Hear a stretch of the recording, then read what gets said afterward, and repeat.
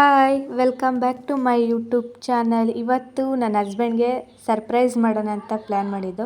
So ನನಗೆ first ಆ್ಯನಿವರ್ಸರಿಲಿ ನನ್ನ husband ನನಗೆ ಕೈಯೇ ಸಿಕ್ಕಿರಲಿಲ್ಲ.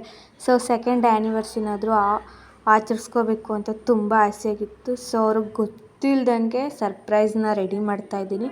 ಸೊ ತುಂಬ ಲೇಟಾಗಿತ್ತು ಆಲ್ರೆಡಿ ಟೈಮು. ಕೇಕ್ ತರೋಕ್ಕೆ ಅಂತ ಕೇಕ್ ಶಾಪ್ಗೆ ಹೋದಾಗ ಅಲ್ಲಿ ಲೇಟ್ ಆಯಿತು ಸ್ವಲ್ಪ. ಬಂದು ಮನೇಲಿ ಡೆಕೋರೇಷನ್ ಮಾಡ್ಕೊಂಡು ನನ್ನ ಪಾಪುಜೋ ಕ್ವಾಟ್ಲೆ ಕೊಡ್ತಾಯಿದ್ಲು.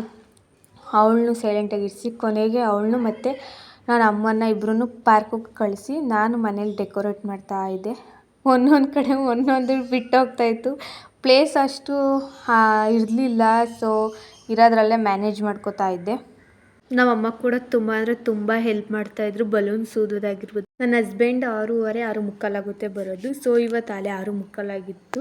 ಟೈಮ್ ಆಗೋಗಿತ್ತು. ಸೊ ಬೇಗ ಇಲ್ಲೂ ಡೆಕೋರೇಟ್ ಮಾಡಿ ನಾನು ರೆಡಿ ಆಗಬೇಕಾಗಿತ್ತು. ಸೊ ಅಲ್ಲೂ ರೆಡಿ ಮಾಡಿ ನಾನು ರೆಡಿಯಾಗಿ ಗೇಟ್ ಸೌಂಡ್ ಆಯಿತು. ಅವ್ರು ಬರ್ತಾ ಇದ್ದಾರೆ ಅಂತ ಗೊತ್ತಾಯಿತು. ಸೊ ಹೋಗಲ್ಲಿ ನಿಂತ್ಕೊಂಡೆ.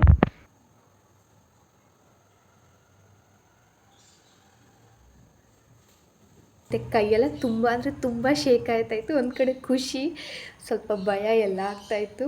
ಬಂದರು ನೋಡಿ ನೀನು.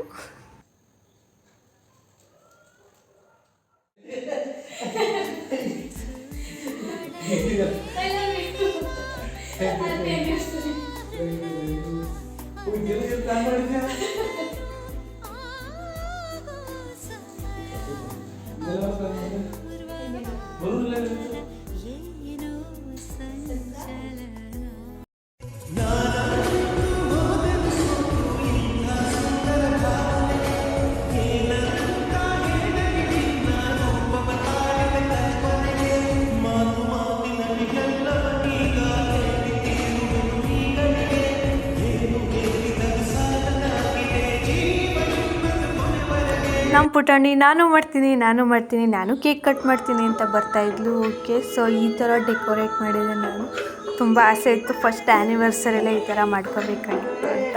ಸೊ ಅದು ಮಿಸ್ ಆಗಿರೋ ಕಾರಣ ಸೆಕೆಂಡ್ ಆ್ಯನಿವರ್ಸರಿನ ಫಸ್ಟ್ ಆ್ಯನಿವರ್ಸರಿ ಥರ ಫೀಲ್ ಮಾಡಿ ಆಚರಿಸ್ಕೊಂಡೆ.